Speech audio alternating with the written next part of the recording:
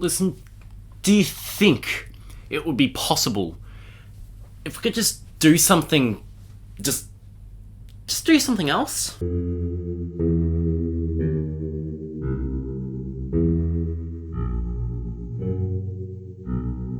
What is going on, everyone? And welcome to my review of the latest 2023 horror film, The Boogeyman. This is a film that is directed by Rob Savage, and it is based off of a Stephen King short story of the same name, and it was collected in his 1978 short story collection, Night Shift. This film follows the distraught Harper family. After the mother of the family dies, she leaves behind her husband and two daughters. Her husband is a psychiatrist who one day has a patient named Lester Billings who claims that the Boogeyman has killed his three children. Chaos ensues from there. Well, kind of, not really. I'm just trying to make it sound good. Now, this is a film that I've been excited for. I'm not going to lie. I was keen. It's a Stephen King movie.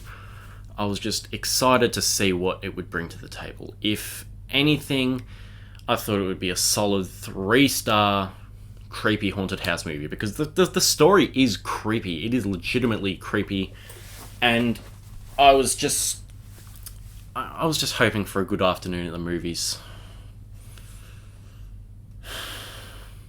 But despite my sheer disappointment and just like a inability to comprehend how mediocre this movie is, it does have some merit. So let's get into that. First things first, I think the sound design in this thing is quite good. I really enjoyed the fact that in a theatre especially, it makes use of the kind of surround sound. So you kind of got like, Boogeyman crawling along the ceiling sounds in the left corner, and it kind of just scurries across to the right hand corner.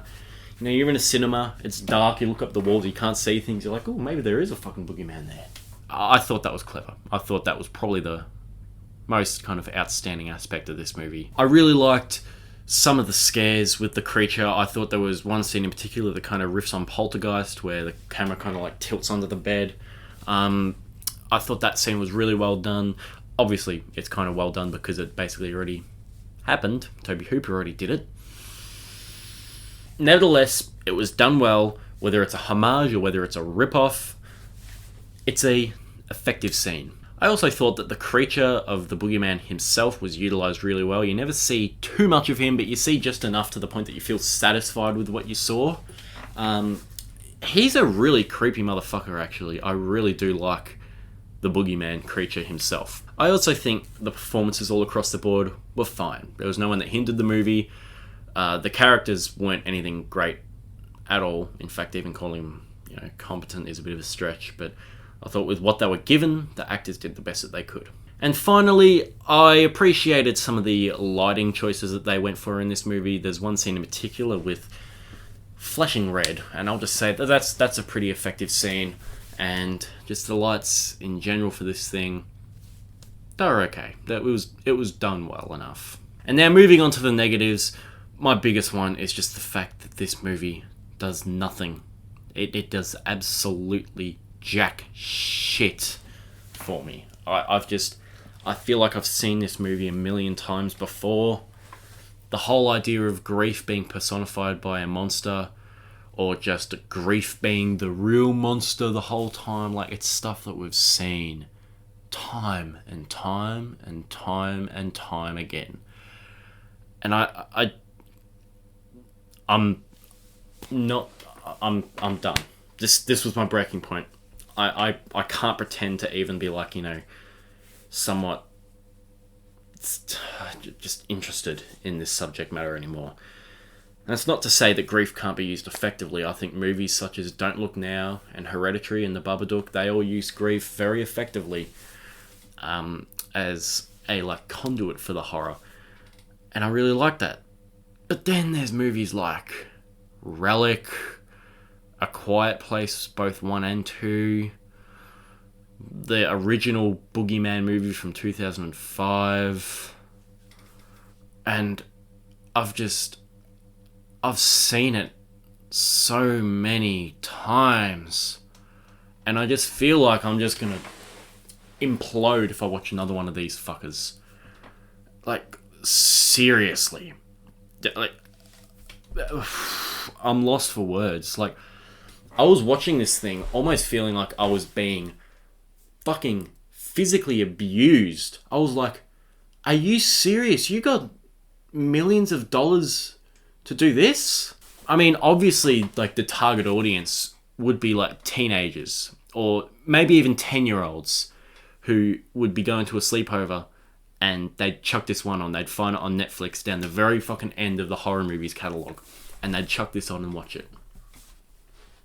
That's basically all I can think of as far as, you know, the overall target and who would be entertained by this. And I've been hearing a lot of critics saying that, oh, it's enjoyable enough. It's above average for a haunted house movie. It isn't groundbreaking, but it's definitely worth watching. I'm sorry, I don't know what movie you watched. This thing was just painfully derivative. And I thought I was at my breaking point when I watched Smile last year, but I actually thought, you know what, there's a couple of scares in that movie that I think are effective. I think they're differently done. And the ending, I think, is interesting enough to warrant talking about. This film just, for me, I don't see it. I'm sorry.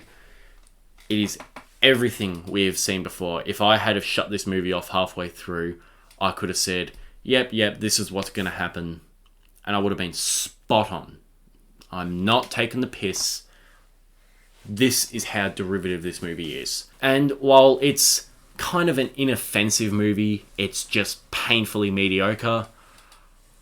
I think the thing that pisses me off the most about this, to the point that I've been sour since I watched this movie earlier this afternoon, is the fact that it's marketed as an adaptation on a story by Stephen King, when in actuality, it's got fuck all to do with it. It's like the first 10 minutes, kind of, they introduce Lester Billings as a very, very minor side character who is, you know, the front man in the book.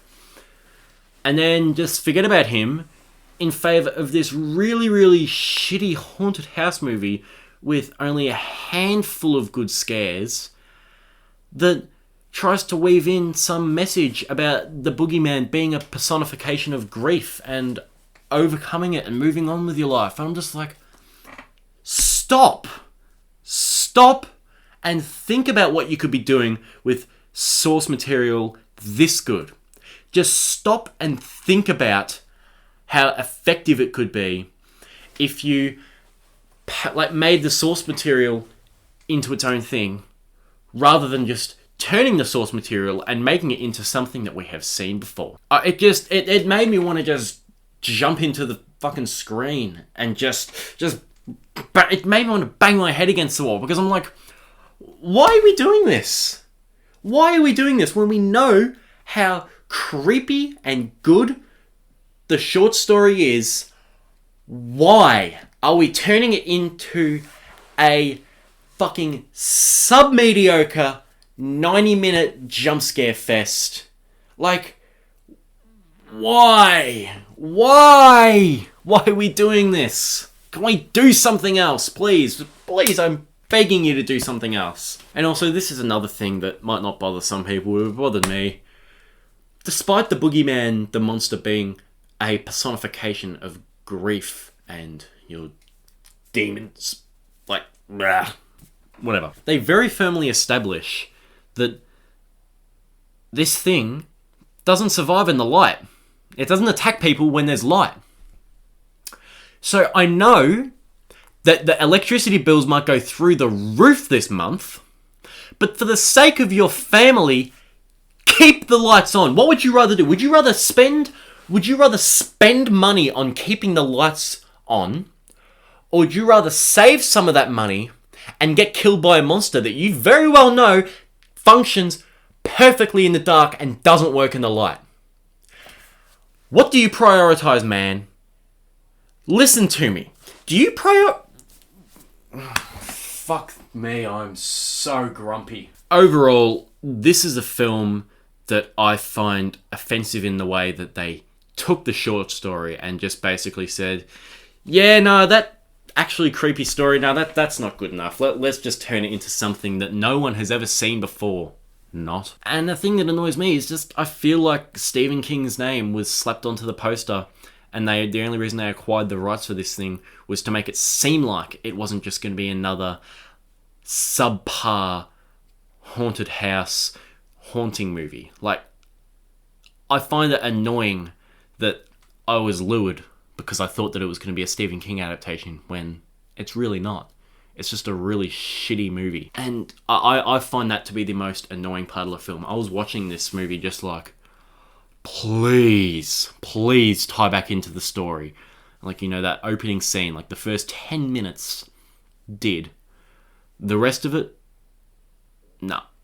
It's just a generic scarefest that we have seen before, and I just had no interest. I was so bored and so disappointed in this film. I'm going to give The Boogeyman 2 stars.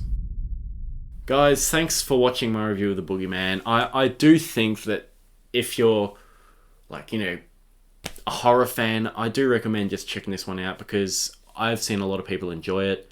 I know I went on a bit of a rant, but definitely check this one out if you feel like it. I don't recommend buying it on Blu-ray or anything like that, but I do recommend that if you can see it in theaters, do it because the sound design is kind of cool. If not, just stream it and see what you think. You might actually really enjoy it, but I was just miserable for the watch and runtime. Anyway, thanks so much for watching. Form your own opinion and let me know what you think of it. If you...